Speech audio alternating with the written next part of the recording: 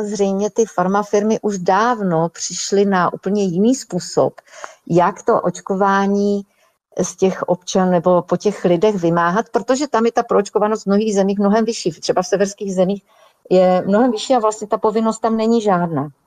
A takovým oblíbeným trikem, a zejména v těch Spojených státech to takhle funguje, je to, že ono to sice povinné není, ale jsou tím podmíněny různé věci, které zapadají do toho běžného, normálního života, takže vy se bez toho vlastně neobejdete. Klidně nikdo vás za to vlastně nebude stavět před soud, ale prostě vás kvůli tomu nepustí do té školy. No, soukromé třeba. A vy můžete se bránit, oni řeknou, no jo, no tak ale když to je soukromá škola, tak vlastně tam si každý ty pravidla může nastavit podle sebe. No a tohle oni si jako nacvičili už poměrně dávno, tyhle ty farmalobbysti, že tohle je vlastně ten nejúčinnější způsob, že zákon, nezákon, oni si to stejně z těch lidí jako jako vymámí a vlastně pro ně je to záruka nekonečných příjmů, protože pokud se člověk jako musí očkovat, no tak jim se vlastně jenom tímhle způsobem zvyšuje ta zákaznická základna. No a další věc, která z té strategie pro mě vyplývá, je ta, že stát už není tady jakýmsi takovou bariérou, která má ty farmaceutické firmy, které samozřejmě, a nikdo jim to nesmí mít za zlé, chtějí co nejvíc prodat a chtějí co největší mít zisk a ten stát a ty jeho kontrolní instituce by to měly být od toho, aby to nějakým způsobem regulovali a řekli, tohle ještě chceme, ale tohle už ne, proti tomu očkovat chceme, ale tady ne, tohle budeme proplácet, ale tohle už je nad naše možnosti, tak jako to vždycky fungovalo vždycky, že ten stát je prostě držel na uzdě, tak najednou ten stát zcela nepokrytě už v té očkovací strategii přechází na stranu těch farmafirem a už se začíná chovat doslova jako lobista. On už vlastně je tam v roli nějakého prodejce vakcín. Já jsem říkala, když jsem to četla, že mi to připomíná takového toho podomního prodejce těch vodiček proti plešatosti, protože ten stát se chová vlastně úplně stejně. Tam jsou opravdu takové pasáže, kdy to mi tady taky Dáša posílala. Dejte mi vteřinku, jenom to tady zkusím najít, pokud mi neodskočí někam jinam ta šipka. Tady je třeba taková věta, jo. Například je součástí té strategie proaktivně oslovovat pojištěnce i rodiče dětí s připomínkami k očkování pomocí SMS, e-mailu, notifikací v aplikacích a klientských portálech. Jo? Takže vlastně ten stát se tady stává marketingovým oddělením těch farmafirem, který bude proaktivně oslovovat ty zákazníky a vlastně dotazovat se těch potenciálních klientů, jaké mají připomínky očkování, co by chtěli vylepšit, asi vám budou volat jako z T-Mobileu prostě a ptát se vás, jestli jste byli spokojeni s těmi službami a proč nejste spokojeni a tak dále. Tam je opravdu věta, že se teda budou tázat, proč nejste očkovaní a to budou někde evidovat a co se vám na tom nelíbí a tak dále. Takže já vlastně mám pocit, že tady se opravdu mění ten přístup k tomu, jak ten stát k tomu přistupuje. Tak.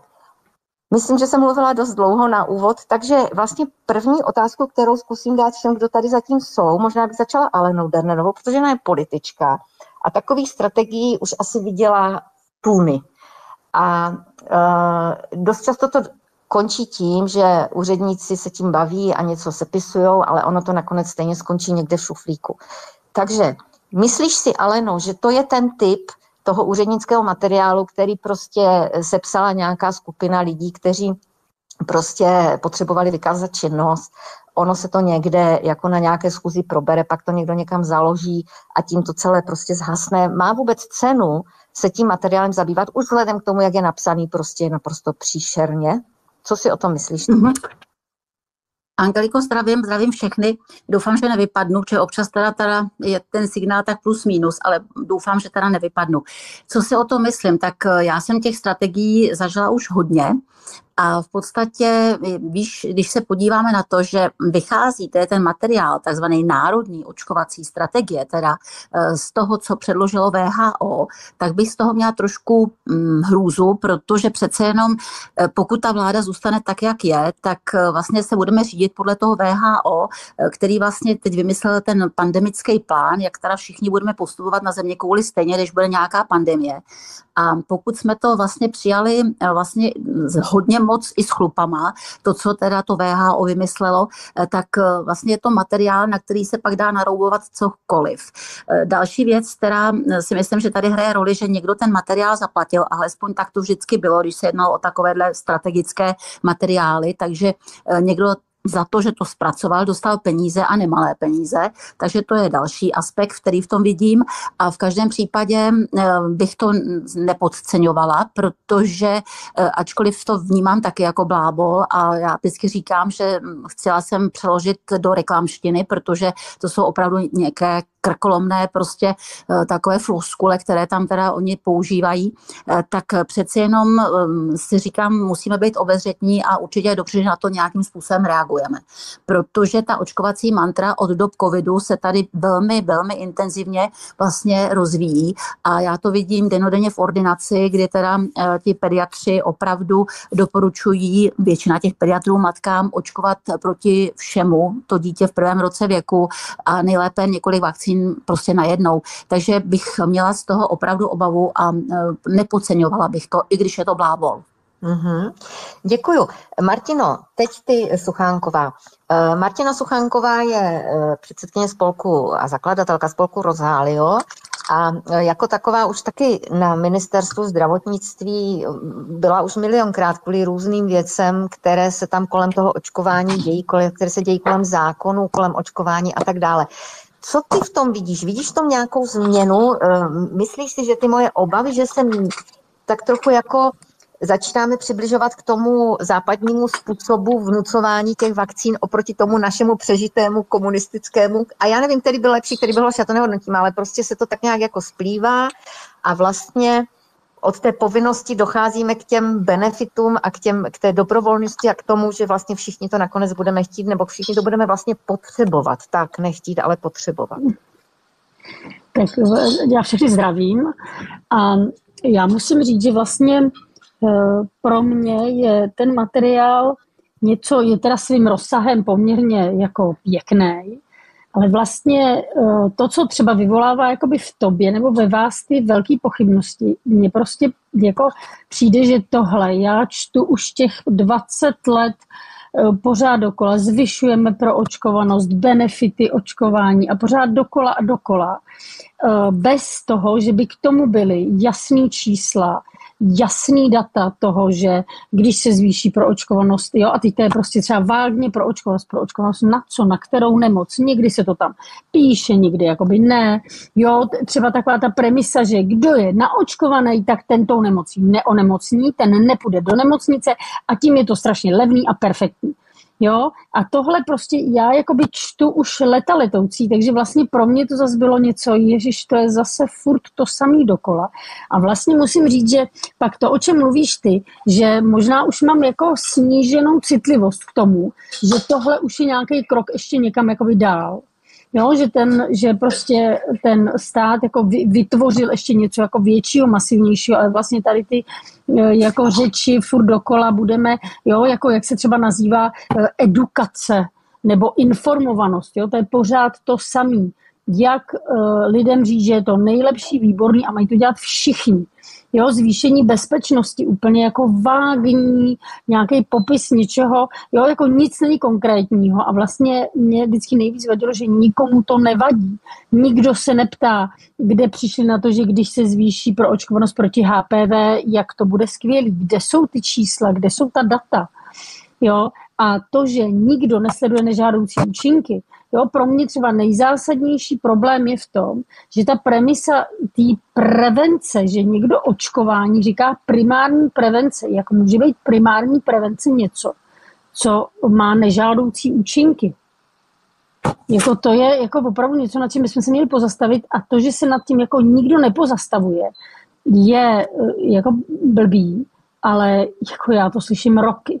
Takže vlastně jsem ráda, že zase vy jste víc pozorněli, protože já musím říct, že já už jsem vlastně těma řečma a tady tím jako strašně omletá, protože to je vlastně ale pořád. To v tom případě, jestli tomu dobře rozumím, tak by to znamenalo, že to není nic vážného, že můžeme teda si dát pohov, jo, protože vlastně, jestli oni takhle jako řeči se vedou a voda teče a oni stejně nejsou schopni to nikdy nějak jako zprodukovat dál, než jsme dosud zažili, tak pak teda si dáme pohov, rozpustíme to a nebudeme kolem toho dělat žádný. No jenomže já si myslím, že to, co jakoby se děje pořád dokola, že to už je vážný. No, jakože prostě to, že covid teda nám to nasvítil ještě úplně to, ale jakoby to, co my sledujeme v tom dětském očkování, to už je dávno vážný.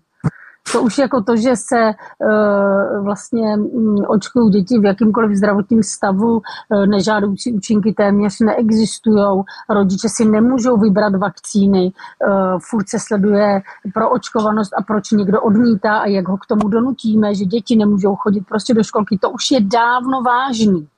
Jo, tak jako pro mě už je to dávno vážný, přijde mi to, že furt jedeme v těch stejných kolích a je možný, že tohle je ještě nějaký větší jako utažení nebo větší tah na bránu, ale to, že je to vážný, tak to už je dávno a určitě nemáme skládat ruce do klína a určitě každý, kdo něco udělá, napíše, zvedne ten hlas, je prostě skvělej.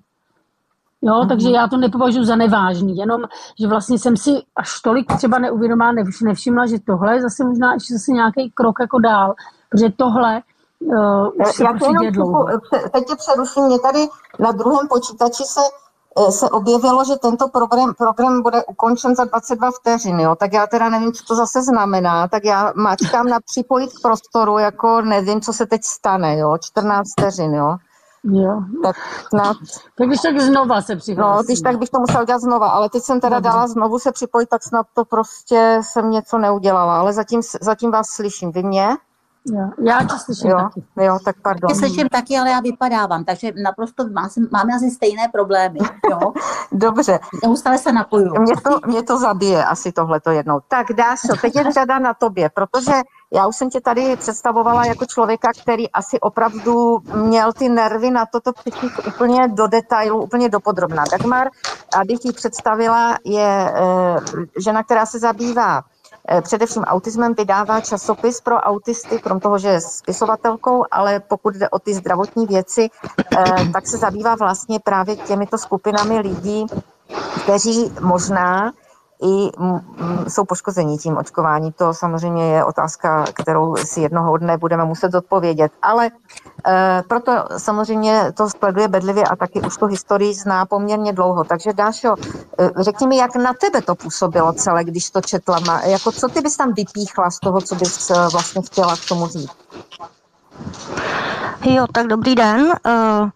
Tak ty víš ten proces, že jsem z toho byla úplně šokovaná. Já jsem se nejdřív myslela, že to je právě přesně, jak ty si i psala, že to jsou jenom bláboly a jak tady všichni zmiňují, že to jsou bláboly.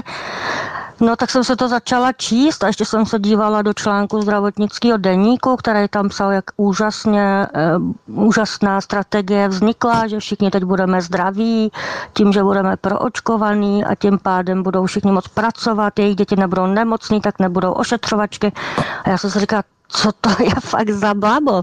No tak jsem se šla podívat a byla jsem, já nevím, já jsem prostě myslela, že něco tak zlýho snad ani nikdo nemůže vyprodukovat. A ještě to trvalo rok, jak jsem se přečetla ve zdravotnickém deníku, že to sestavovali. A pak mi došlo, když jsem začala číst mezi řádky, proč to tak dlouho trvalo, protože tam je tolik věcí zamlčených, že... Zamotaných a zamlčený, ale i zamlčený. Že jsem si říkala, a tohle přece už není jako opravdu sranda, tady už se to propojuje. Tady už se teď nebude říkat jenom, že to doporučuje Česká vakcinologická společnost, ale pokud tohle projde, tak to bude národní strategie a bude se už prostě podle toho se pojede. Takže propojili to s hospodářskou komorou, zaměstnanci, pojišťovnami, říkají tomu benefitní program, strčili to do jedné tabulky a asi do 2 textů a už tam není, že to je třeba, že zaměstnavatel může zaplatit jako úhradu očkování plus jízdné na to očkování. Ale tam už to není specifikovaný, takže jakýkoliv benefitní programy.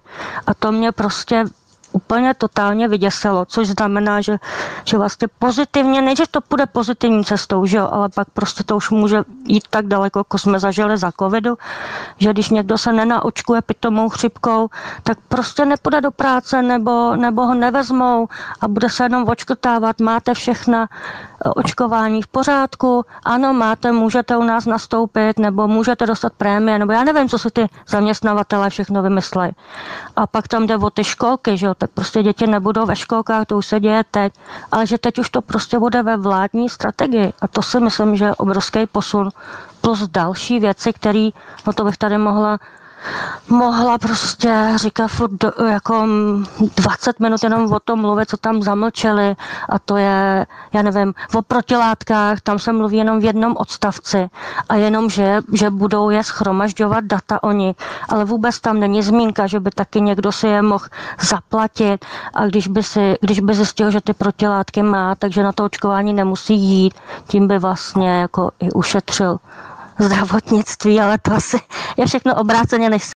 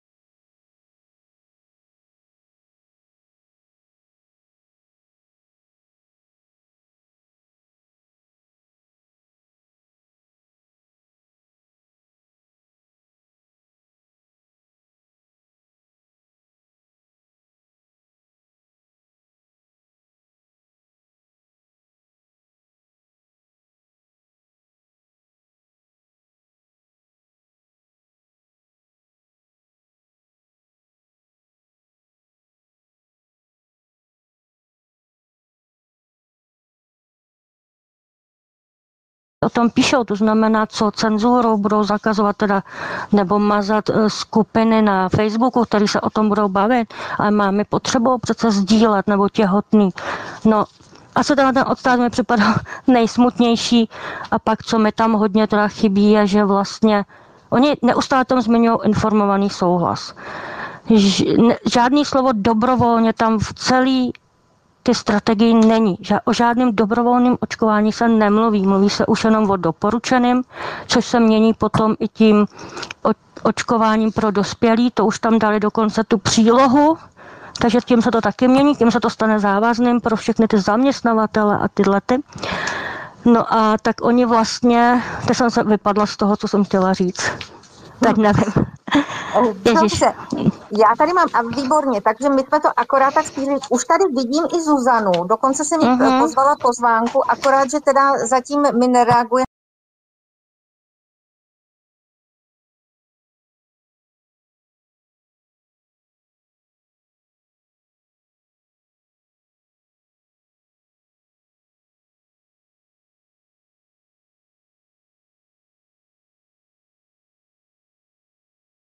A ještě něco teda k tomu. Angeliko, slyšíme se? Ano, já tě slyším. Neříkej mi, že mě neslyšíte mě. Tak teď tě už neslyším. A nikdo mě neslyší? Já tě slyším. Já slyším Dášu i Angeliku. Jo, už slyším. Dobře. Jenom ten informovaný souhlas, můžu ještě doříct? No, dořekni, ano. Jo, že se tam vlastně pořád o něm mluví, ale vlastně není tam vůbec definovaný a je tam neustále, že budou prostě kohokoliv oslovovat těma různýma aplikacemi přes mobil, SMSky a tak. Takže i ty těhotný a ve stresovém období, a já když jsem si vzpomněla, že by mě někdo ve stresovém období, když se mi narodilo třeba první dítě a skončili jsme na JIP, že by mě někdo bombardoval SMSkama, tak to pak ale není informovaný souhlas, to je prostě nátlak, že jo. Takže to jsem tam právě psala, že no. Já to možná ocituju celý ten bod, protože já jsem ho tady si rychle našla, protože celý ten způsob na mě působí tak, že oni opravdu si zvyšují tu tu koncovou zákaznickou základnu, protože ty děti už jim nestačí. Oni vlastně potřebují stále víc a víc těch pojištěnců. Takže třeba i Roman Primula mluvil o tom v nějakém rozhovoru, to jsme myslím posílala ty, Dagmar, že on říká, máme prostě u těch dospělých musíme přidat, prostě máme strašně málo ty chřipky a na tu tetanovku nám nechodí a taky potřebujeme už ten černý kašel jim taky cpát a všechno jako a máme všechno podočkovaný, takže oni opravdu cílí na stále širší a širší skupiny a právě, co mě teda opravdu s toho souhlasím s Dagmar, že ty těhotné jsou pro ně obrovský asi nějaký, já nevím, proč se tak strašně soustředí na těhotné, takže tady je napsáno vytvořit VAX u těhotných, vytvořit VAX Kompas jako jednotné informační místo o očkování pro veřejnost jako nástavbu NZIP, využívat moderní komunikační nástroje, weby, mobilní aplikace, sociální sítě, podcasty a videospoty. A týká se to vyloženě bodu 1.6, který se týká u těhotných. Jo? Informování pojištěnek v reprodukčním věku o možnostech očkování v těhotenství. Jo? Tam je opravdu celá, tak jak my jsme byli doteďka zvyklí, i u těch komunistů, kteří teda spali očkování jako velkou vymoženost všem, tak jako jsme byli zvyklí, že ty těhotné ženy jsou tak nějak z toho vyňaty, protože v těhotenství ta matka nechce ani obarvený jogurt a jako najednou vidíme, že velká výhoda v těhotenství se nechat prostě naočkovat vším možným, jo. A je to podle mě zase jenom zvyšování té koncové skupiny klientské, která prostě musí být stále širší a širší, aby ten odbyt byl větší a větší. Mám dobrou zprávu, Zuzana je připojená, ale teď dám teda ještě slovo Tomášovi. Tomáši, jak na tebe to působí, co ty bys k tomu řekl? Dobrý večer, slyšíte mě? Ano, slyšíme. Halo, perfektně. No, takhle, ten dokument třeba z hlediska právního nemá žádnou zásadní relevanci. To je jedna důležitá věc, je to v podstatě v uvozovkách jenom politický dokument. Na druhou stranu já tam vidím opravdu spoustu rizik. Tím jedním z nich je to, že do určitý míry může se stát skutečně jakýmsi vodítkem pro zákonodárce, na co si dát pozor ve smyslu, jak upravit právní předpisy tak, aby vyhovovaly tomu, co ta národní očkovací strategie říká. Druhá věc, která je možná ještě jakoby nebezpečnější, je to, že jak jsme zažili i v minulosti během covidu, tak soudy mají tendenci vykládat některé právní ustanovení v souvislosti s nějakými politickými dokumenty a vlastně i ta strategie by se mohla stát pro ně jakýmsi interpretačním nástrojem a tudíž tedy nástrojem k tomu, aby prolamoval některá úplně zásadní práva, svobody, tak jak je garantuje listina, úmluva nebo mezinárodní úmluvy a podobně.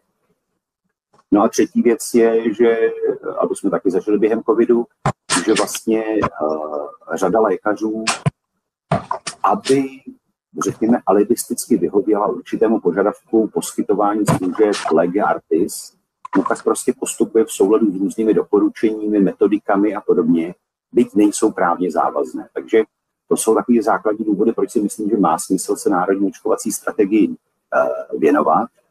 A jinak já bohužel nebyl hned na začátku, takže nevím, jestli nebudu opakovat něco, co už tu zaznělo, ale podle mého názoru skutečně ten dokument naprosto ignoruje základní práva, svobody lidí.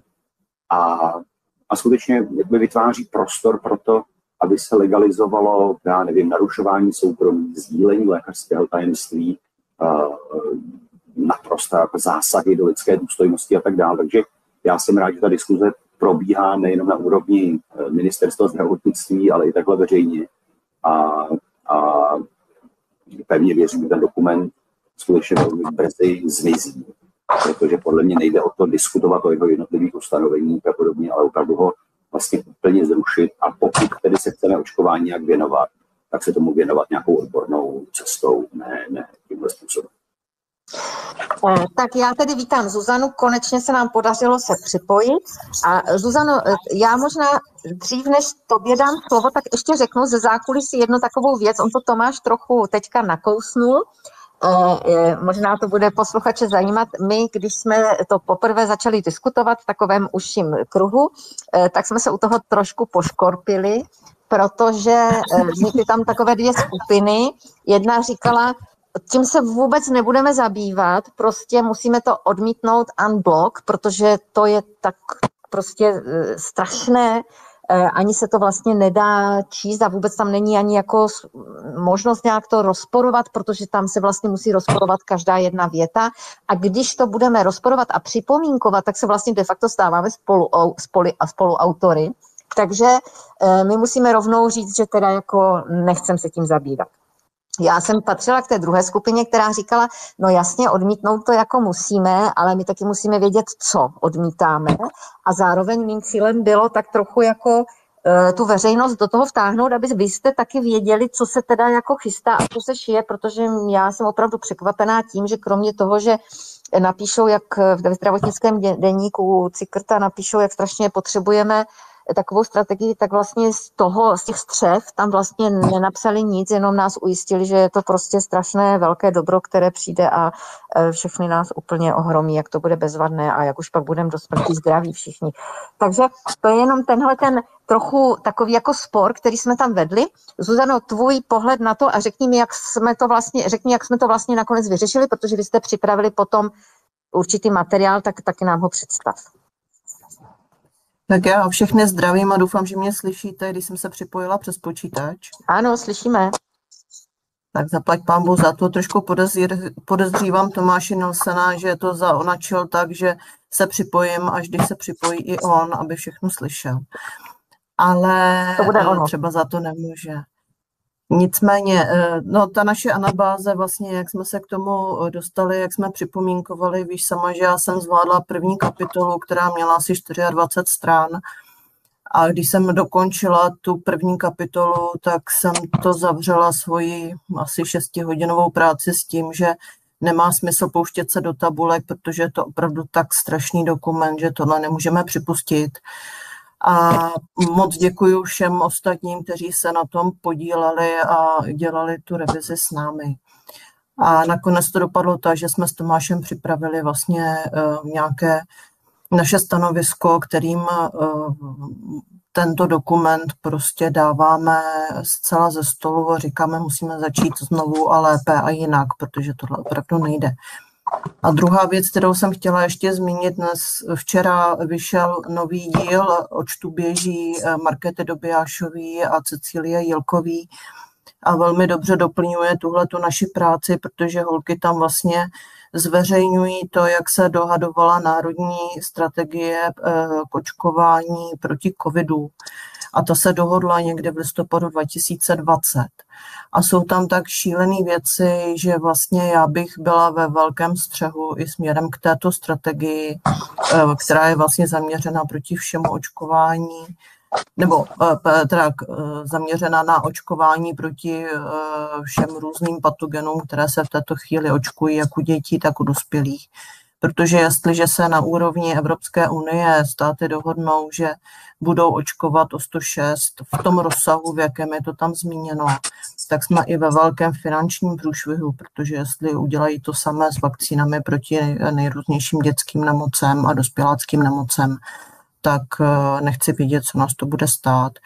Takže je potřeba být ve střehu, je třeba bojovat a až nám vysvětlí vlastně, jak je možné, že dohodli takové obchody s očkováním proti covidu, tak pak možná se budeme bavit dál, jak očkovat proti třeba dětským nemocem nebo dospěláckým nemocem v budoucnu.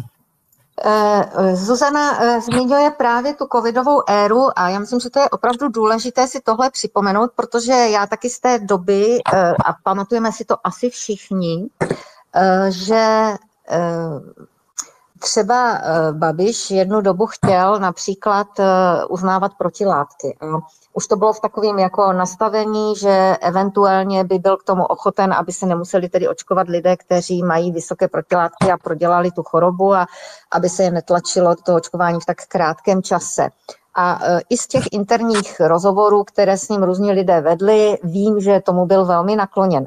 A ono to nakonec nedopadlo. A proto to říkám, protože ono to nedopadlo proto, že ten tlak ze zahraničí byl tak velký, že ten Babiš, přestože tak nějak jako osobně by tomu byl nakloněn a osobně si to i asi přál, tak on si to prostě netroufnul. On potom jednu chvíli to hrál na to, že v Rakousku se hovořilo o tom, že se uznají ty protilátky, jenomže tam potom padla Kurzova vláda, nastoupil tam někdo jiný a už se o tom přestalo mluvit. A Babiš podle těch kulárních věcí, které jsem tenkrát jako měla možnost trochu jako zaznamenávat, tak on se nechal slyšet, že on teda nemůže být jediný, kdo to prostě udělá proti té Evropě jinak. Jo. A tím navazuju na to, co řekla Zuzana.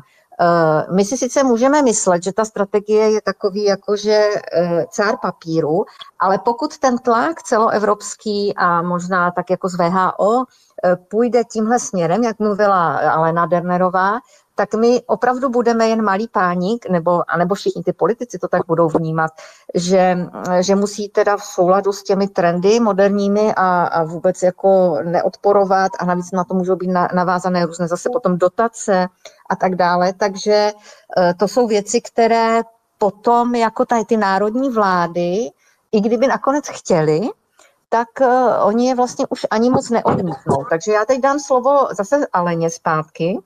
A zeptám se jí právě na tohle. Jaký právní, nebo proč vlastně tyhle strategie se dělají a jak z toho potom vychází se při těch tvorbě těch zákonů, jak ty vidíš tam to propojení potom na tu reálnou politiku, protože tohle to jsou furt zatím jenom teda jako slova. A teď mi jako vysvětli, jestli bys to uměla, Aleno, jako jak se to potom promítá do praxe, když se takováhle strategie jako udělá. To se pak rozdělí úkoly, nebo se udělají nějaký komise, nebo jak to potom funguje dál. Co teď bude teda? Tak oni to schválí a co se stane dál?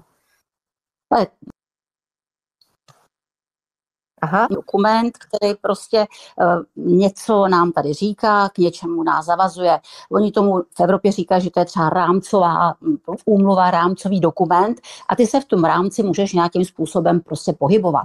Ale vzhledem k tomu textu, který jsem taky prostě velmi zběžně přečetla, bylo mi z toho nevolno, my vždycky skutečně to jdeme jako Češi ad maximum, to znamená, že vybereme úplně všechno, co tam prostě je doporučované. To znamená, že já vidím v tomhletom nebezpečí, pokud nebude nějaká prostě po volbách hlava pomazaná, která řekne, že to je hloupost a nebudeme se tímhletím řídit, protože žijeme v České republice a nebudeme tady v podstatě řešit problémy, které se dějí někde v...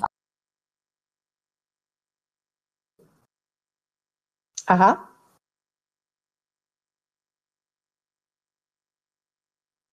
Tak teď nevím, jestli slyšíte, Alenu? Ozvěte se mi někdo? Vypadla nám, taky ji neslyším. Aha. My slyšíme tebe. Jo, takže Alena nám vypadla, zřejmě bouřka řádí. Tak zeptám se Martiny Suchánkové. Martino, tak jako, jak ty vidíš to, na co jsem se ptala Aleny, jako jakým způsobem potom se podle tebe bude postupovat dál, když si teda řekneme, že tahle strategie se teda asi schválí, nebo kdo ji vlastně schválí? Na ministerstvu ji přijmou, nebo co se teď stane? Ty tomu rozumíš, co se stane dál?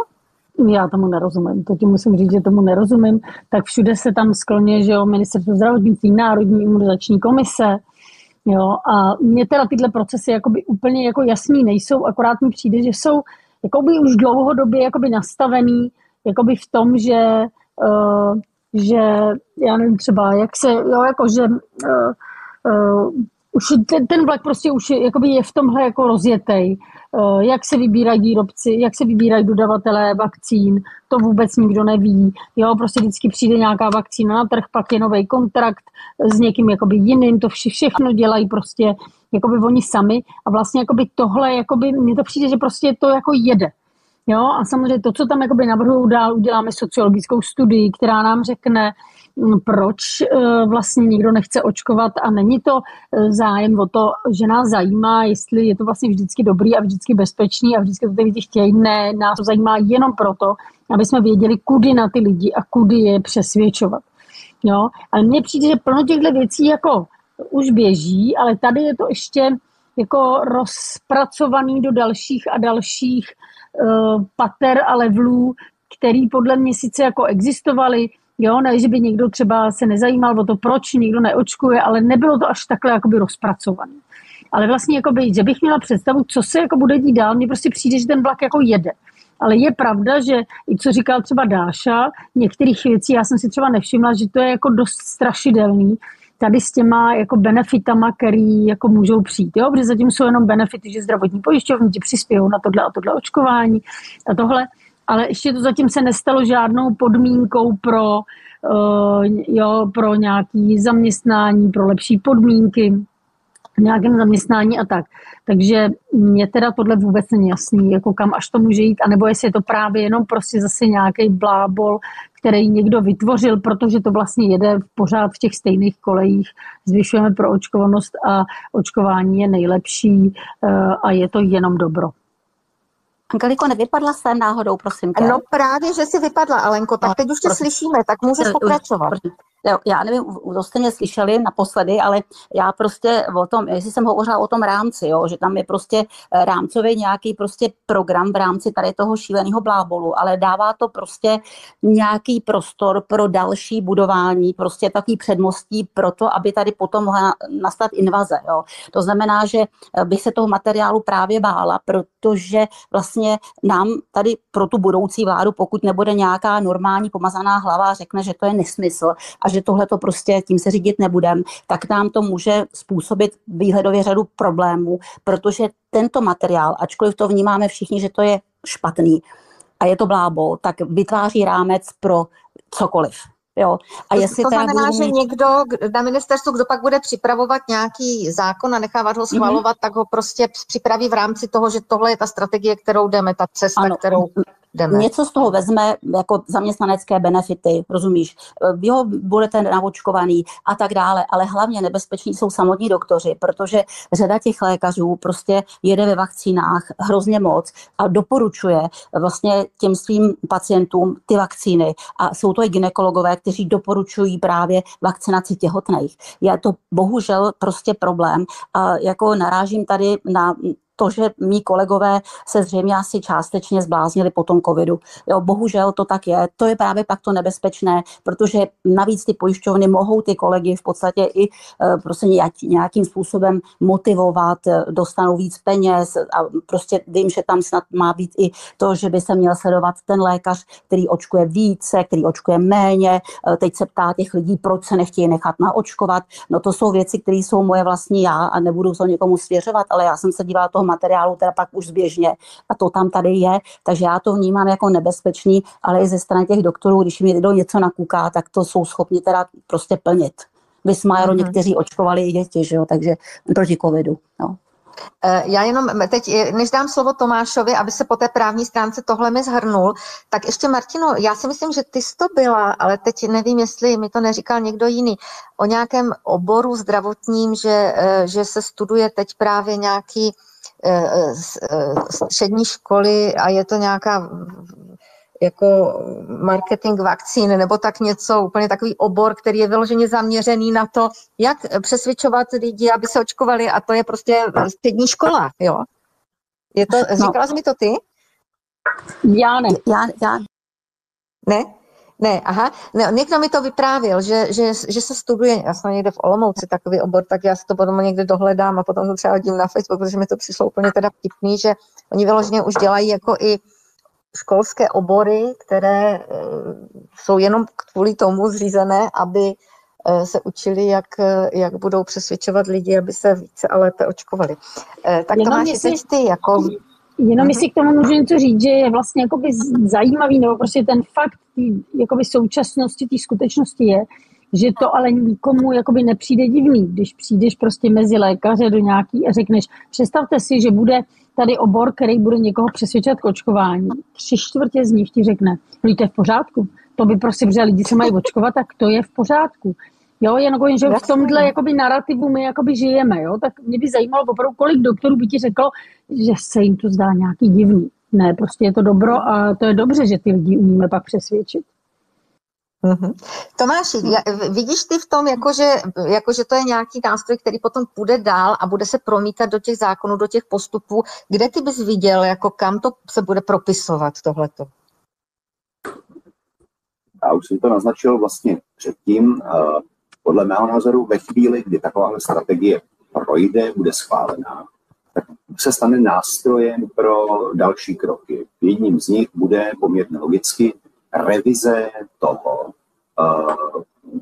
co brání její realizaci, což můžou být různý ustanovení zákona, můžou být různý třeba mezinárodní úmluvy a podobně. Takže já si dovedu představit, že to jedno z rizik a ten jeden z dalších kroků bude přesně to, že někdo najednou vypracuje návrh novely zákona o ochraně veřejného zdraví, návrh zákona o, já nevím, boji proti epidemiím a tak dále. To znamená, že tenhle dokument de facto zlegitimizuje, to znamená, jakoby otevře cestu k tomu, aby někdo argumentoval, tyhle právní předpisy musíme schválit, tyhle práva lidí musíme omezit, prostě protože to říká Národní očkovací strategie. Jo, nemluvě o tom, že si neumím představit, jestli náhodou ministerstvo neplánuje, že tu strategii následně, já nevím, nechá autorizovat Evropskou unii, nebo posune ještě někam dál, aby se vlastně zbavila vláda, ministerstvo odpovědnosti za to, že ji má naplňovat. Takže podle mého názoru jako to není jenom deklarace, je to nebezpečný dokument v tom smyslu, že skutečně to vytváří prostor pro další kroky, ať už v oblasti té úpravy zákonů, úpravy práva, tak i v oblasti aplikace ze strany lékařů, protože, a to už tady padlo, prostě řada lékařů postupuje podle toho, co mají oficiálně napsáno. A když jim někdo doporučí očkovat těhotné, no tak si řekne, radši to budu dělat, protože proč bych se vystavoval riziku, že mě někdo napadne, že jednám v rozporu s národní očkovací strategií. Takže v tom já vidím hlavní problém. Nemluvím o tom, že to otevře ještě i pro další prostor, a to je ještě zase zase můžeme zopakovat takový ty šílený spolupráce s různými těmi neziskovými lobistickými organizacemi, které potom prostě i za naše peníze budou propagovat nekritickou diskuzi na úrovni ať už škol, médií a tak dále. A vlastně se ta strategie de facto popisuje to, co se do určitý míry dělo během covidu. Jenom se to snaží skutečně přepnout z té úrovně jakýhosi urgentního řešení, chaotického řešení něčeho do systému. To je to riziko. Mm-hmm. No to jsi řekl moc hezky. Tam skutečně ty neziskovky, jo, tak já bych třeba jednu věc vedle druhé viděla v tom, že tam spousta takových organizací snaživých může vidět svoje velké pole působnosti, protože jakmile ten stát dá najevo, že má zájem o to, aby tady vznikly nějaké telefonické centrály, které budou obvolávat lidi a tázat se jich, proč se neočkujou a kdy se budou očkovat a co se jim na tom nezdá, tak to si věřím tomu, že se najde spousta takových spolků různých, kteří budou jaksi na to čerpat různé granty a budou přesně tuhle službu dělat, jo, nebo že se potom soukromé školy nějaké budou zřizovat tyhle obory, vakcinologická sestra, i když upřímně vakcinologie ani není medicínský obor, ale když to má být trendy, no tak proč by to nemohl být někdo, kdo bude, nebo marketing ve vakcinologii a na to budou dostávat spoustu dotací, protože to budou ty moderní obory a teď spousta těch mladých lidí to bude studovat a budou to tam učit, jak jsou ty vakcíny dělené dobro, protože je to zkrátka takhle v té strategii. Přesto, Tomáš, ještě si dovolím jednu otázku na tebe.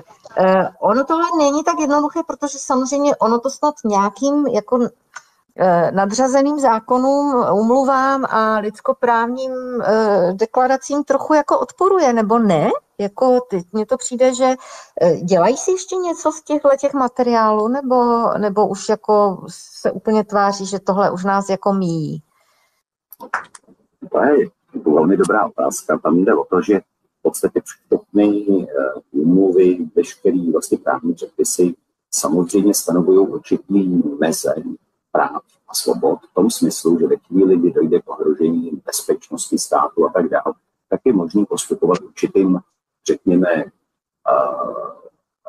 přísnějším postupem, některá práva omezit a tak dále. Ne samozřejmě všechna, ale to některá ano. A ve chvíli, kdy my, a to se prostě děje dlouhodobě, posuneme ten výklad, to znamená, byly doby, kdy epidemii nebo řekněme rizikovou epidemii se rozumělo něco, kde skutečně existovala nemoc, ta nemoc se reálně šířila a ta nemoc způsobovala závažné poruchy, tak my se dostáváme do fáze, že najednou epidemii vnímáme jako riziko toho, že by se teoreticky mohlo něco rozšířit a možná by to mohlo být i škodlivý. Takže jako ty úmluvy vytváří určitý prostor pro zneužití a to jsme zažili během toho covidu. Takže to je první věc. Jo. Tam je opravdu potřeba vrátit se zpátky k tomu původnímu výkladu, k původní interpretaci, k tomu, že opatření mají řešit skutečně nastalý stav a ne riziko toho, že by nějaký stav mohl nastat. Kdysi dávno jsme řešili otázky, že kdyby kdokoliv z nás byl testován na přítomnost nějakých škodlivých látek v těle, tak prostě nevyjdeme z domu. Jo? Ale to není důvod pro to prolamovat ta práva. Takže jedna věc je to, řekněme, ta snaha posunout výklad těch pojmů, jako je bezpečnost, ochrana zdraví a tak dále, na úroveň jakýsi prevence, což je úplně zvrácený, jako v rozporu se základními principy demokracie. Mimochodem, i náš vlastně institut přijal název podle starořímské zásady in dubio pro libertate, která říká, ve chvíli, kdy si nejsem 100% jistý, že můžu zasáhnout do menších svobod, tak musím dát přednost svobodě. Jo? Bohužel to se prostě dávno prolomilo. My jsme to bohužel viděli i u těch soudů, který začal rozhodovat způsobem, že sice právo něco říká, ale je tady současná kritická situace a bezprecedentní hrozba a tak dále.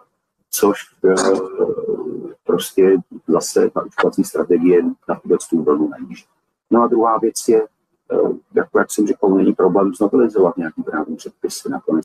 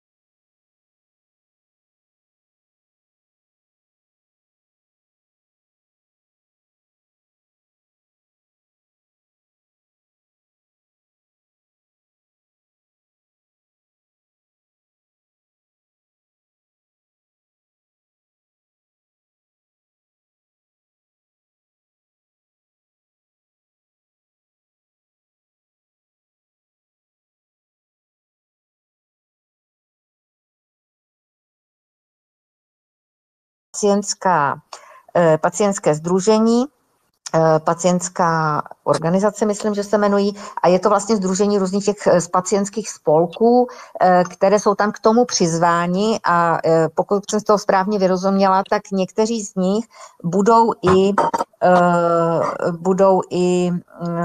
nebo některé ty připomínky vycházejí i z těch našich, protože oni se zřejmě někteří ti lidé, kteří v tom pacientském sdružení na ty naše připomínky dívali.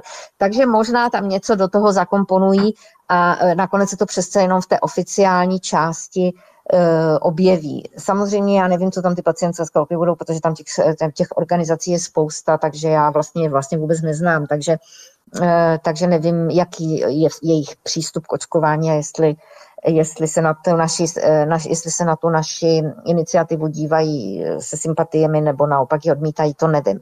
Ale, a to je teď moje otázka na Zuzanu, současně ta skupina lidí, kteří si řekli, že to je teda třeba odmítnout oficiálně a unblock, vypracovala i jaksi rozbor oficiální toho a snaží se tam vydefinovat, proč vlastně tedy je třeba tu strategii zamítnout. Autory je právě Tomáš Nielsen, Zuzana Krátka a Vladana Vališová, právnička, také advokátka. Takže Zuzi, co byste tam tedy napsali a jak byste sformulovali ty vaše oponentní stanoviska? No, já bych hlavně chtěla poděkovat našim právníkům, protože to je špičková práce z mého pohledu.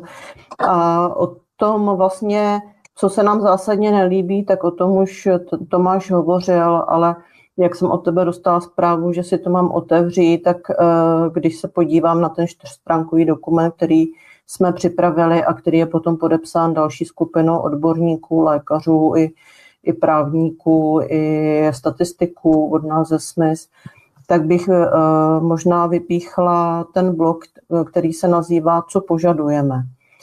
A řeknu to asi ve zkratce, ale ať víte, co požadujeme.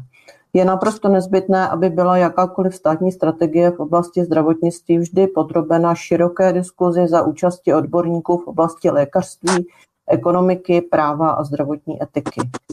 Je naprosto nezbytné, aby bylo očkování, stejně jako jakýkoliv jiný lékařský zákrok, posuzováno individuálně s ohledem na konkrétní zdravotní stav a na potřeby daného pacienta. Je naprosto nezbytné, aby taková strategie byla založena na tom, že žádná očkovací kampaň nebude zacílena na děti a nebude realizována prostřednictvím školských a podobných zařízení. Je naprosto nezbytné, aby jakákoliv strategie státu kladla na první místo základní principy demokratického právního státu, jakými jsou ochrana lidské důstojnosti, včetně ochrany integrity člověka a ochrany soukromí, která zahrnuje i právo na informovaný souhlas a právo na ochranu osobních údajů.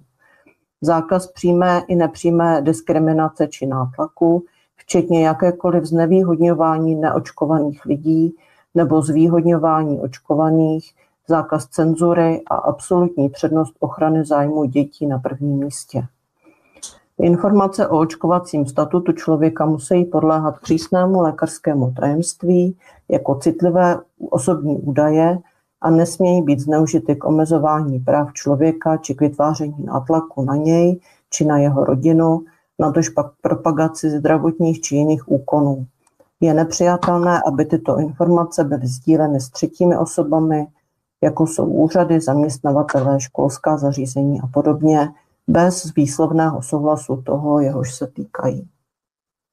No a ještě když vydržíte chvilinku, stát musí nastavit spravedlivé podmínky pro odškodňování následků nežádoucích účinků očkování. To je vůbec bod, který tam absolutně chybí, tam o očkování není v celé strategii vůbec nic. Jakýkoliv bod národní strategie musí být založen na odborných analýzách zpracovaných státními institucemi za tímto účelem zřízenými a financovanými Českou republikou, otevřených, včetně zdrojových dat k veřejné diskuzi. A každý bod musí být navíc podrobován pravidelné revizi z hlediska respektování práv člověka, účelnosti a hospodárnosti. Takže to jsou základní body. Uh-huh. A já si myslím, že my to v blízké době potom zveřejníme, takže až to odešleme, taky musíme ještě dneska právě odesílat a zveřejníme, tak o tom může být další diskuze. Uh-huh. Já ještě, než má tady jeden ještě takový poslední okruh, který bych fakt velmi ráda zmínila, protože ten je v tomhle strašně důležitý.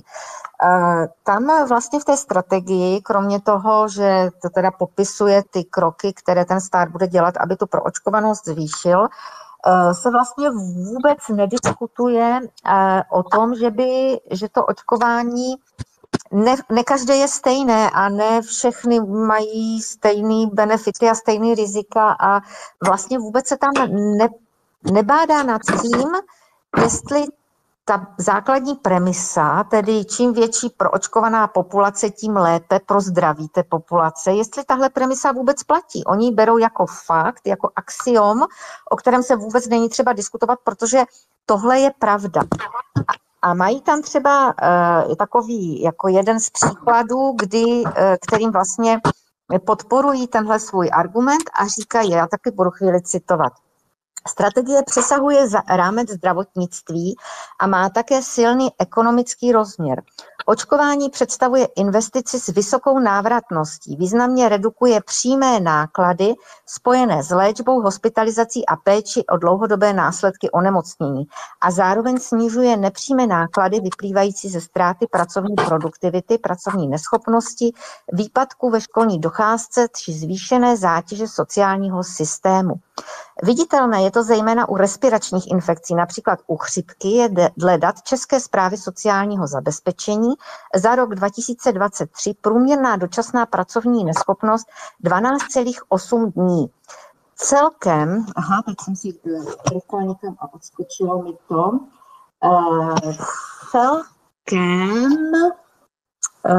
vydržte mi teď celkem pak bylo vydáno v roce 2023 více než 100 000 neschopenek z důvodu chřipky, za pololetí 2024 pak bylo 64 000 neschopenek z důvodu diagnózy chřipky. Onemocnění dýchací soustavy, u kterých jsou neschopenky vystavovány, především kvůli akutním infekcím dýchacích cest či chřipce, tvořila v roce 2023 šestinu dnů z celkového počtu 78,4 milionů prostonaných dnů. Takové absence znamenají náklady nejen pro zaměstnavatele a zaměstnance, ale i pro státní rozpočet a celý hospodářský systém. Podle hospodářské komory pak mohou negativní dopady spojené s nízkou proočkovaností činit v České republice až desítky miliard korun ročně, přičemž značné části těchto ztrát by bylo možné předcházet cílenými a efektivními očkovacími programy. Takže tahle ta věc je tam hned v úvodu a já samozřejmě, protože vím, že s tou chřipkou a očkováním proti chřipce to není zas tak růžové, jak oni se nám snaží říct, jsem poprosila o tu otépku, jestli by se případně mohl podívat na to, na co oni se tam vlastně odkazují, jo? Protože oni tam vyloženě citují tu hospodářskou komoru, která si na to nechala udělat studii, jo? A vyšlo jim tam, že to jsou teda miliardy a miliardy, které bychom ušetřili, kdyby jsme všichni proti té chřipce byli očkovaní. No tak samozřejmě ta firma, která tu analýzu měla provést, ta otepka se jmenuje IQVIA, což je firma, jejíž hlavními sponzory a klienty jsou biotechnické a farmaceutické firmy, nadace Gatesových, Světové ekonomické fórum a další, jak on píše ironicky, garanti naprosté nezávislosti. Jo? Firma navíc na své hlavní webové stránce nabízí pomoc s rychlejším uvedením léku na trh. Jo? Takže tahle firma, která pomáhá s rychlejším uváděním léku na trh a sponzoruje ho Gates a farmaceutické firmy, dělá pro hospodářskou komoru analýzu, jak moc je důležité se očkovat proti chřipce. No a OTA samozřejmě tady se podíval na ty důkazy a říká, samo CDC uvádí průměrnou účinnost vakcíny proti chřipce 36%.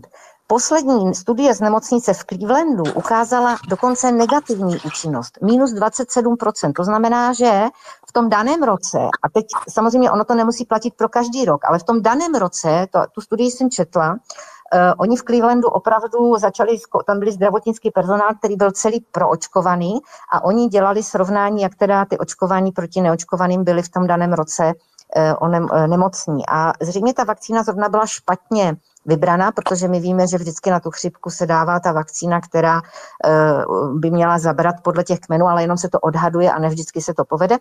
Takže zřejmě ji vybrali špatně a v tom daném roce ti očkovaní byli o 27% víc nemocní než ty neočkovaní. Jo? Takže to je ta jejich účinnost toho očkování.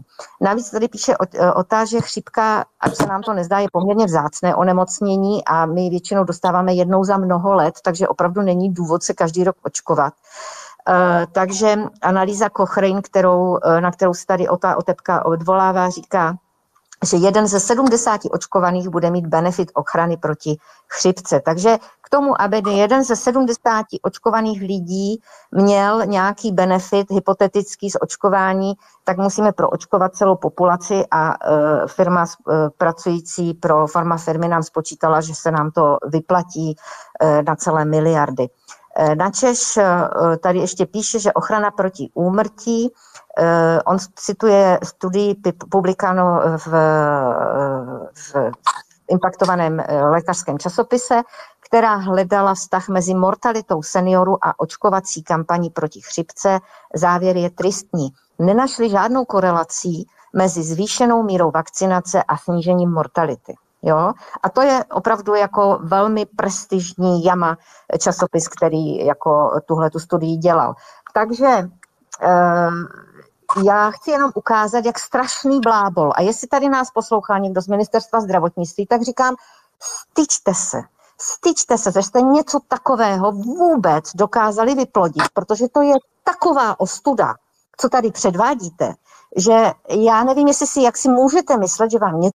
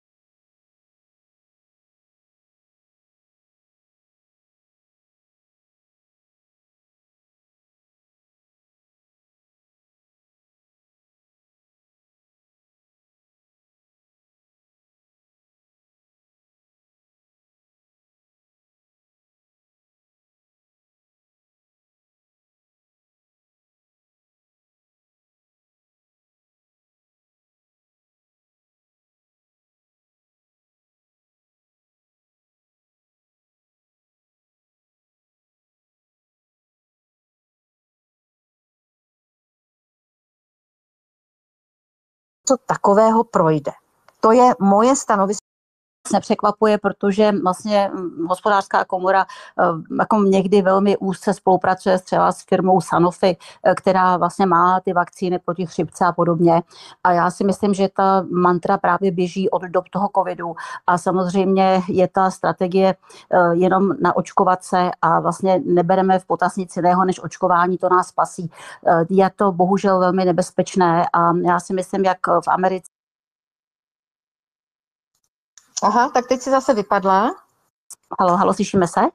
Ano, už to máme. Že v Americe, jak se to překlápí, že vlastně Kennedy říká, nebudeme tolik očkovat a tak dále, protože Američani jsou pro očkování non plus ultra, tak se přelivá zájem těch firm vlastně směrem do Evropy a vlastně my začínáme tady šílet. A je to velmi špatně, ale mělo by se začít právě u lékařů, kteří by měli být velmi erudovaní a měli by vysvětlit jako výhody a nevýhody očkování a neočkovat plošně. Bude to těžká práce. Mm-hmm. Já jenom ještě tady možná jednu věc a pak už dám závěrečné kolečko teda všem, aby k tomu řekli poslední slovo. Alena mluvila o tom, že vlastně tady se změnila hodně ta atmosféra a za toho antivaxera už je tady opravdu považován i ten, kdo chce naprosto zjevné věci, které dřív byly zcela běžné. Takže například takový jako argument, kterým dneska už moc nikde nepochodíte, je to, že většina těch matek se dožaduje toho, a Martina Suchánková by to mohla potvrdit, aby byly k dispozici monovakcíny, protože samozřejmě někteří lidé by i očkovali, ale nechtějí prostě očkovat hexou proti úplně zbytečným nemocem a tak dále, jako žloutenka typu B, očkovat novorozence a tak dále, takže chtějí třeba jenom monovakcínu a naočkovat opravdu jenom proti tomu, co by chtěli. A to už je dneska vlastně taky útok na očkování, to už je taky dneska bráno ve zlém, když někdo něco takového chce. A já jsem se shodou okolností právě před pár dny tady zabývala nějakýma staršíma debatama v parlamentu a narazila jsem na řeč Vlastimila Válka z roku 2019. Byla to diskuze na téma odškodňovací zákon. A Válek tady říká, za TOP 09 bych chtěl říct, že tuto legislativní normu podporujeme. Jsme rádi, že tento zákon je na stole. Chceme, aby se prostě zvýšila proočkovanost populace, ale zároveň chceme, aby se populace nebála očkování a aby případné komplikace, které se u očkování vyskytují, a nemá smysl to popírat, že se nevyskytují, aby takové byly odškodněny a tím pádem jsme co nejvíce rozptýlili obavy těch, co mají z očkování strach. A myslím si ale, že to je jenom A, tím myslí tu odškodňovací zákon. Chybí z mého pohledu i B, pokračuje Válek. A rád bych, abychom se o tom B v rámci tohoto zákona začali také bavit. Myslím si, že by mělo být možné, aby si pacienti vybírali třeba ze 2 vakcín, aby byly monokomponentní vakcíny dostupné v České republice a aby byla varianta vedle polyvakcín i monovakcíny. Byť to není samozřejmě samospasitelný krok, ale faktem je, že řada těch, co namítali proti vakcinaci, to namítají především proti hexavakcíně a především proti těm polykomponentním vakcínám. Myslím, že kdyby byla možnost takových vakcín, takže by to bylo dobře. Takže jestli nás tady poslouchá pan ministr Válek anebo někdo z jeho lidí, tak bych se ho možná ráda zeptala, co proto udělal jako ministr, aby takové vakcíny byly dostupné a zdali si opravdu myslí, že něco takového je třeba, jak si zdůvodňuje, že tento zcela legitimní požadavek, který on ještě sám v roce 2019 přednášel ve sněmovně, se dneska stal jedním z takových jako rudých hadrů prostě na zastánce očkování a každý, kdo tam s tímhle požadavkem přijde, tak řekne, že jste antivaxer, jo? Takže podle toho by byl antivaxer i pan ministr Válek. Takže poslední slovo, Zuzko, co ty řekneš na závěr? Aha. Tak já řeknu na závěr, já musím zapnout taky ten mikrofon. No. Jo. Tak já na závěr řeknu asi, jestli můžu, Tomáši, poslední větu z toho našeho prohlášení. A to je, že návrh národní očkovací strategie nepovažujeme za dokument, který by si snad kladl za cíl podpořit zdravý vývoj naší společnosti. Neopírá se o žádné vědecké názory či postupy, není podložený relevantními daty. Manipulace, cenzura, zastrašování, nátlak a vydírání nejsou legitimní nástroje demokratického právního státu. Takže tak to vidíme my v této chvíli a doufám, že se ta diskuze otevře a že bude líp.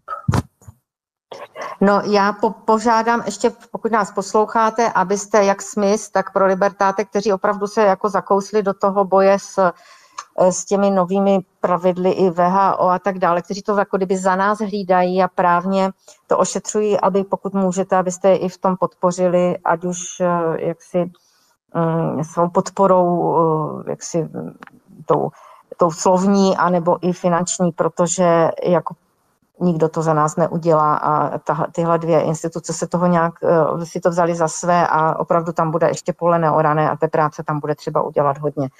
Takže Dášo, ty jsi to přečetla celé, řekni nám ještě nějaký svůj tedy závěrečné slovo, co si myslíš, že by bylo třeba.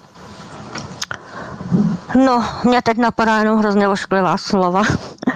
Tak nechci být hnusná, jenom to řeknu ve zkratce, že dokud prostě se těm lidem nahoře, lékařům, hospodářským komoře a tak dále, to nestane něco, že vidějí potom dítě, který je po očkování na tom špatně a zmizí jim před očima a podobně.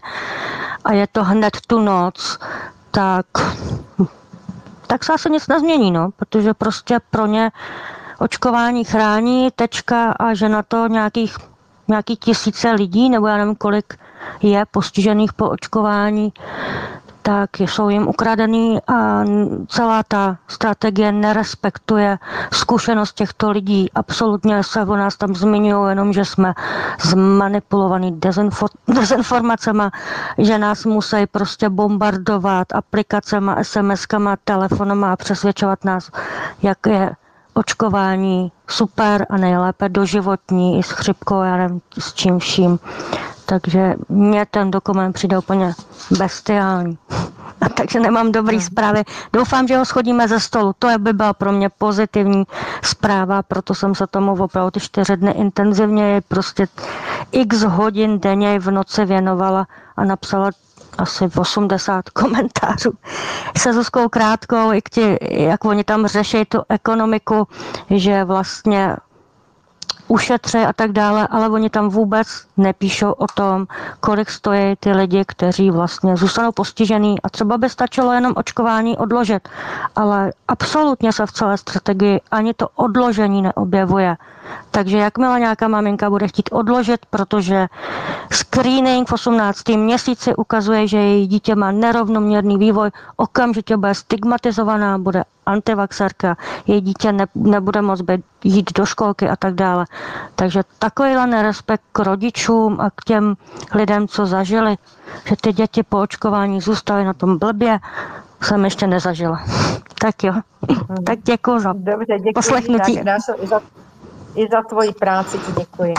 Martino Suchánková, tak poslední slovo bude asi na tobě, protože Alenka nám asi vypadla a Tomáš se loučil, protože musel zase utíkat. Má ještě nějakou práci. Takže Martino, zhrni to celé a po tvých slovech se rozloučíme. Dobře, tak já jestli to mám nějak zhrnout za mě, tak já jsem nadšená, že samozřejmě čím dál tím víc lidí to vidí a čím dál tím víc lidí se zapojuje, jo? Protože dřív jsme byli trošku na to tak jako hodně sami, nebo se vždycky někdo objevil, ale nevydržel dlouho, tak to mě naplňuje jako velkou radostí. Chtěla bych poukázat na co jenom o čem mluvil Tomáš, jo? Že by se mohly měnit zákony nebo jako mohlo by se něco upravovat, ale chci říct, že tady že jakoby zatím to nevypadá, nebo ten směr je spíš, co my vidíme je, že vlastně už mnoho let se vůbec nepřidalo žádný povinný očkování. Jo? Třeba v rámci toho dětského nepřidali jsme ani pneumokoky povinně, ani meningokoky, ale hradíme to a kampaň k tomu je masivní. Jo, takže všechno tady i v té strategii to budeme vysvětlovat, telefonovat, říkat, jo, jako, že to já nemůžu říct, že to jako je určitě lepší mít to dobrovolný než povinný, jo, to je jasný. Takže spíš jako jdeme tady tím směrem prostě v uvozovkách edukace, jo, toho prostě budeme to těm lidem cpát prostě, aby si mysleli, jak je to báječný a to povinný zatím jako já to tam teda moc nevidím.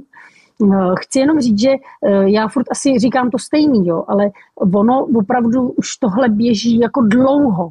Jo, jako když se podíváte zpátky ne 2 roky nebo 3 roky, ale třeba 10 let na články o očkujte se všichni proti chřipce, očkujte se proti tomuhle, v tom článku nikdy není zmíněný, že třeba existuje nežádoucí účinek. Jo, klíšťovka, všechno, jo, prostě tohle už jako běží jakoby dávno. Tenhle jako narrativ toho chválíme, podporujeme, je to jakoby nejlepší. Jo, a my vlastně... Ale přesto, Martino, ještě ti do toho běhnu. Jako já tam přece jenom jednu změnu vidím. Jako ano, ze strany, řekněme, takových těch třeba té vakcinologické společnosti nebo nějakých takových těch skupin, které spojeny s těmi lobbysty, tam bych řekla asi ano. Ale jako četla jsem tady Válka před 5 lety, jo. Já myslím, že to, co řekl v té sněmovně, by už dneska neřekl.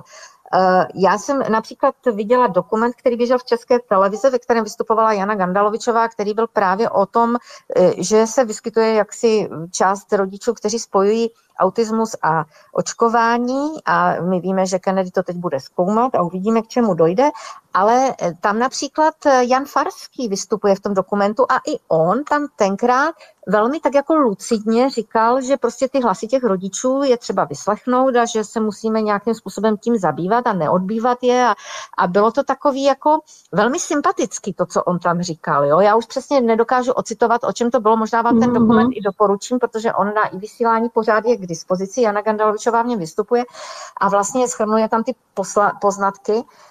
Samozřejmě kolem toho bylo velké čoro moro tenkrát a myslím, že to ti tvůrci i dost odskákali, že to mohli odvysílat, ale tenkrát se to třeba odvysílalo, dneska už by se to neodvysílalo.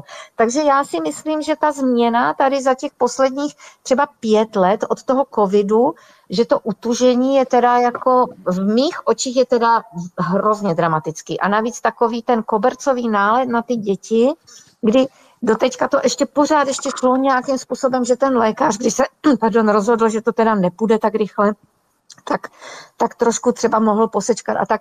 Teď už tam jsou opravdu, teď je to tak utažený. Ano. No. Už jsem zpátky. No. Halo, slyšíš mě? Ano, tak no. Jo, můžu. Já teď bych navázala na tebe jenom krátce, prosím tě. Tam jde o to, že skutečně by bylo dobré se podívat i na zoubek vakcinologické společnosti. Už jsme to několikrát rozebírali. Kdo jsou ti vakcinologové, co vystudovali, jaký mají glejt, jejich pár a vlastně určují tady nějakou strategii. Jo, podívejme se na ně, kolik jich je a jak se vlastně chovají k té veřejnosti.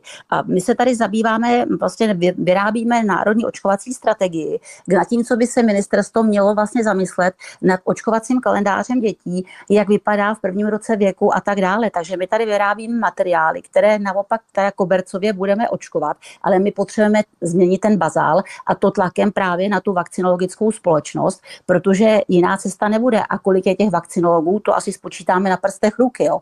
Takže možná by bylo prostě asi začít je nějakým způsobem atakovat, ale je pravda, že oni nepřijdou do žádné diskuze. To je zase druhá stránka věci. No, já k tomu ještě dodám, než dám zpátky slovo Martině, promysli si zatím, Martino, ten svůj závěrečný slovo a Alenko, potom tobě dám závěrečné slovo ještě. Ale když už tady mluvíme o vakcinologické společnosti, tak jenom řeknu tolik. Vakcinologie není lékařský obor. Přesto to je společnost, která je součástí společnosti Jana Evangelisty Purkyně, což jsou všechny ty lékařské spolky, které to je tam zakomponovaná. Budiš, může být. Ale my jsme se snažili například zjišťovat, kdo tam ty strategie teda jak si dělá. Vladana Vališová, advokátka, začala řešit, protože ona je, abych to uvedla takto, dostat se do té Purkyňky jako lékařská společnost není vůbec jednoduché. Musíte vlastně splňovat celou řadu kritérií, aby vás oni vůbec vzali pod křídla a uznali vás, že jste součástí téhleté lékařské velké jaksi společnosti. A musíte opravdu jako i po té právní stránce jako to sdružení splňovat celou řadu náležitostí, ale vakcinologická společnost nemá podle toho, co tedy mi říkala advokátka Vališová, oni nemají ani veřejné ty stanovy, jo? Takže vy vlastně ani nejste schopni zjistit, jako jak to tam funguje, jako jaký pravidla teda mají. A to už nemluvím vůbec o tom, že vůbec nenesou odpovědnost za ta své doporučení. Oni prostě chodí na to ministerstvo, něco tam doporučují, ale odpovědnost za to nenesou žádnou.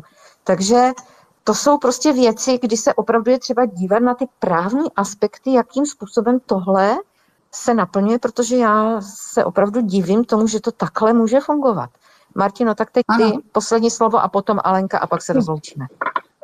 No, myslím, že teď si to popsala. Prostě takhle to jakoby funguje. Jo? Jako takhle to běží už dlouho. Vakcinologická společnost může cokoliv říct, všichni to berou. Máš pravdu v tom, že jako v něčem se to zhoršilo. Jo? Že prostě antivaxer opravdu už je jakoby každej.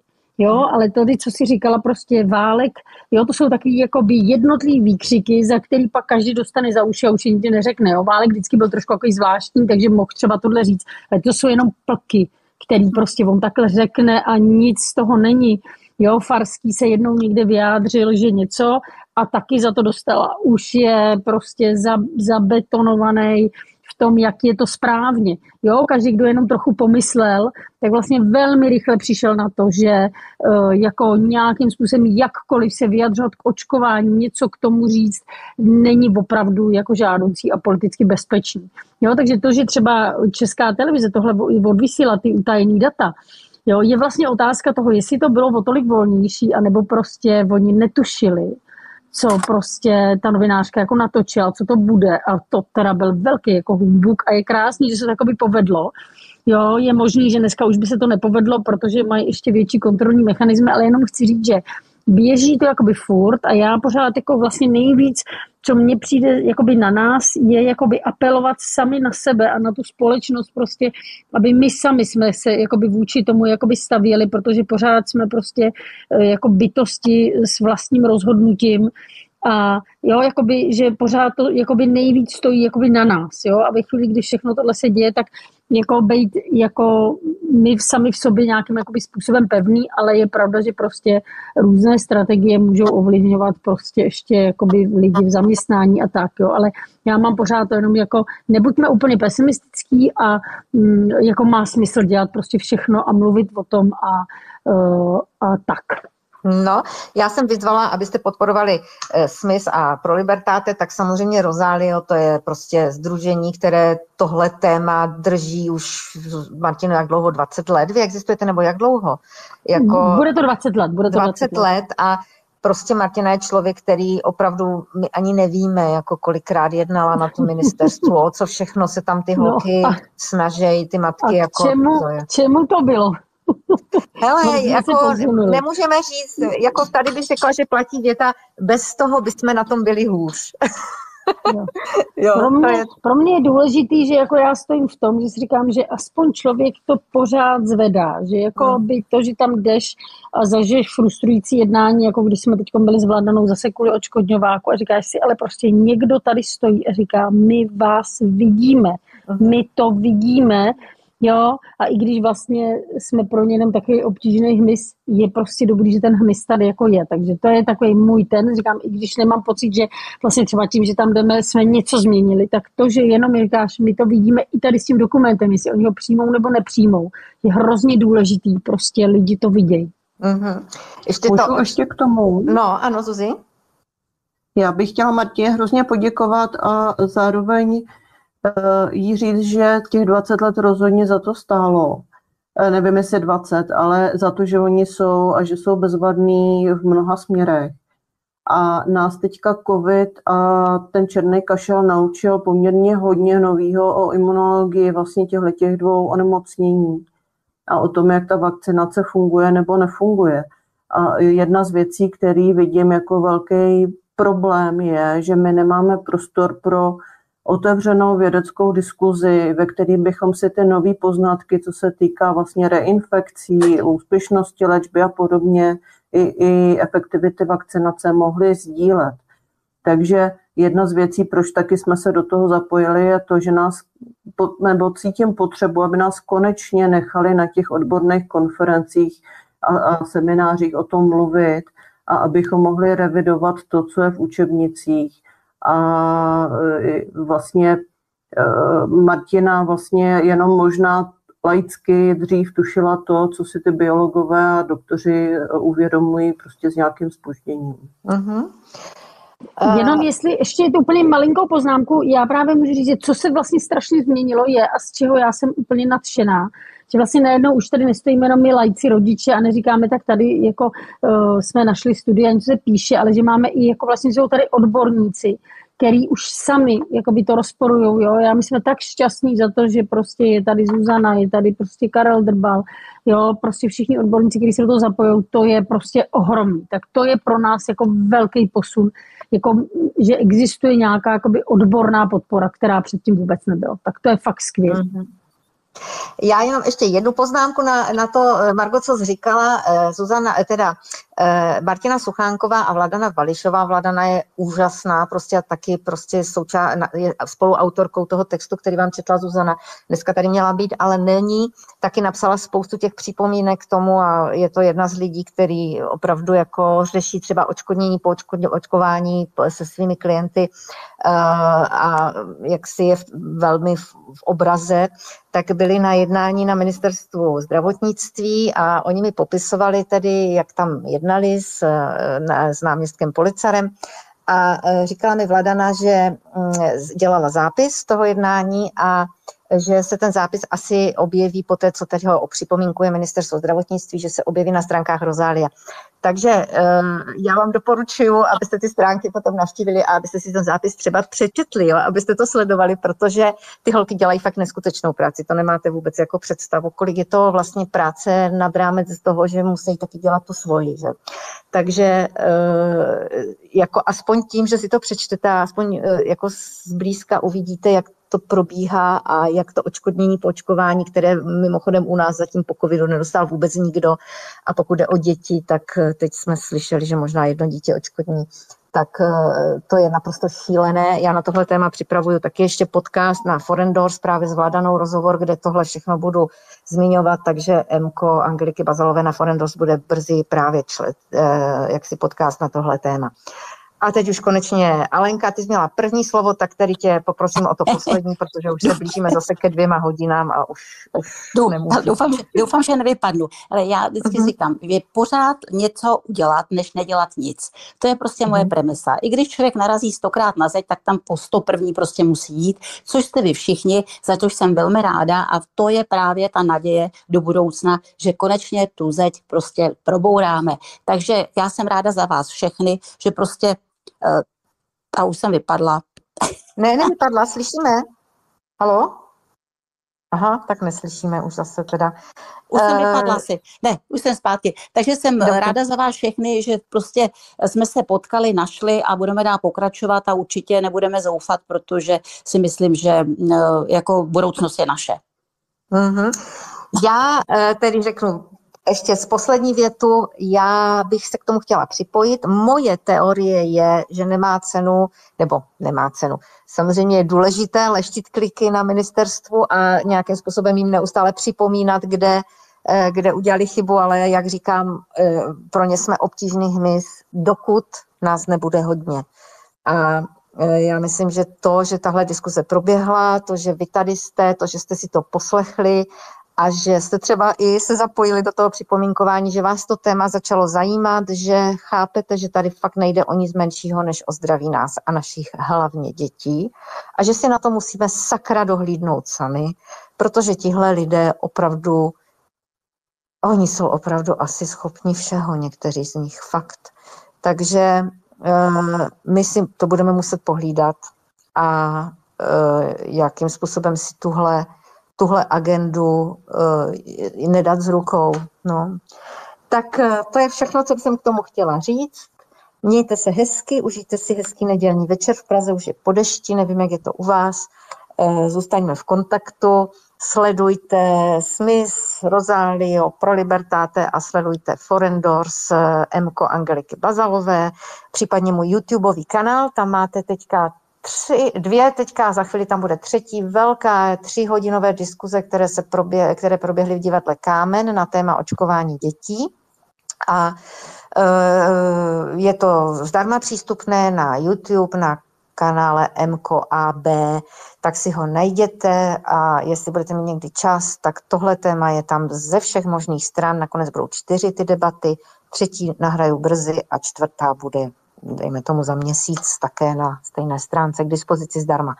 Takže mějte se hezky, hezkou neděli, děkuji všem mluvčím, kteří se zapojili a držme si palce. Nashledanou.